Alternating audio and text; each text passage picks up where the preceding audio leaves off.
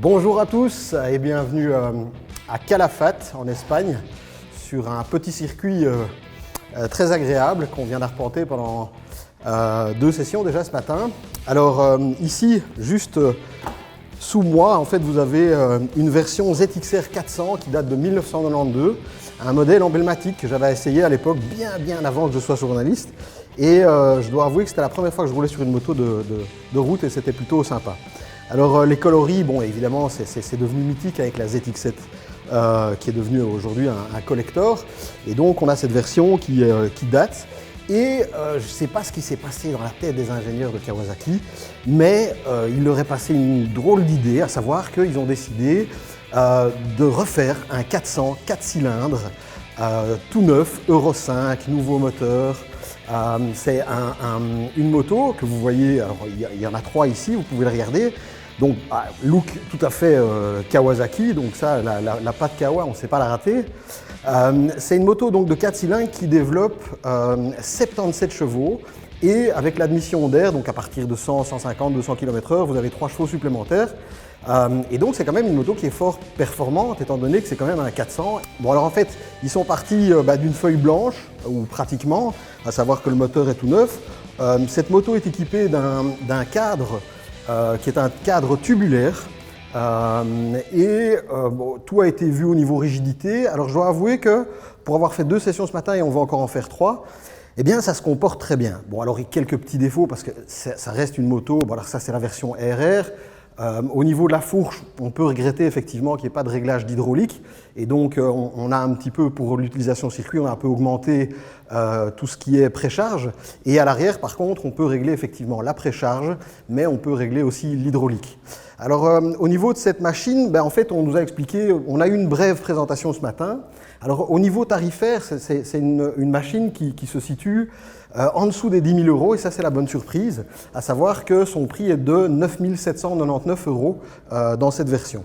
Alors aujourd'hui on a la chance de rouler avec un échappement Akrapovic que vous verrez sur les vidéos et on a aussi une montre de pneus qui a été mise spécialement pour aujourd'hui, c'est les Pirelli Diablo Rosso 3 qui sont des pneus très performants malgré quelques glisses ce matin et chose très agréable, je trouve, c'est que malgré tout, pour une 400, eh bien, ils ont bel et bien mis du traction control et je peux vous assurer que ce matin, il a fonctionné.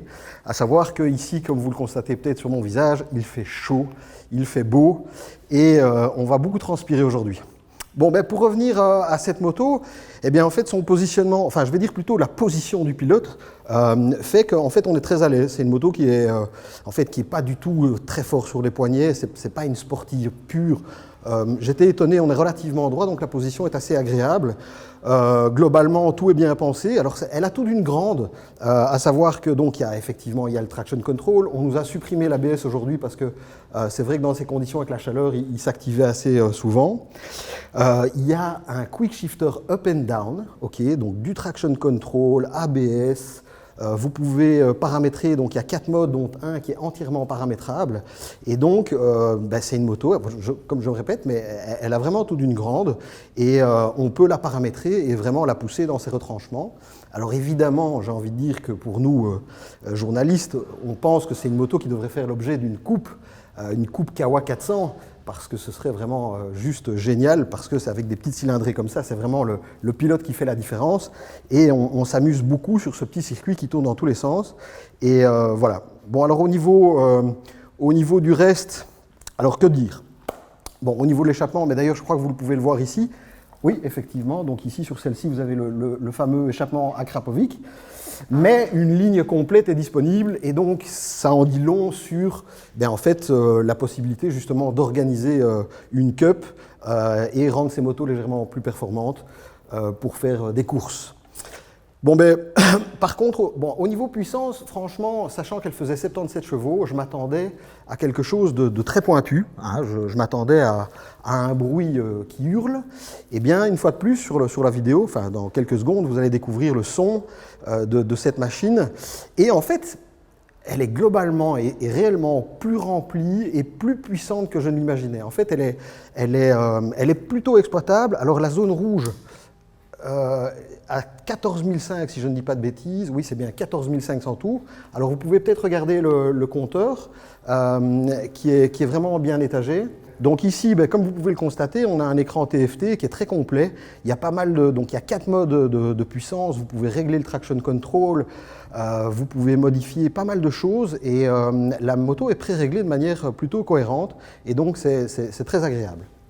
Voilà, donc cette moto, on peut en parler parce que forcément elle va s'adresser à des publics très différents, mais c'est avant tout une moto de route et donc au niveau du passager, on peut remarquer qu'il y a un vrai dosseret de selle, enfin pas un dosseret de selle, une vraie selle arrière.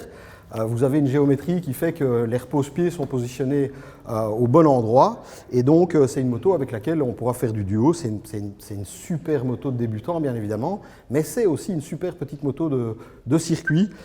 Donc très agréable rencontre avec cette petite moto avec laquelle on s'amuse comme des fous. Bon, ici on est entre journalistes, on se connaît tous depuis les années qu'on fait des essais, donc on se tire aussi un petit peu la bourre, inévitablement. Et voilà, on prend beaucoup de plaisir, cette moto est vraiment charmante, je me répète, mais elle est plus coupleuse et plus puissante que je n'avais espéré. Et une très belle sonorité, c'est vraiment une moto qui me plaît beaucoup. Et je pense qu'on va encore s'amuser beaucoup cet après-midi.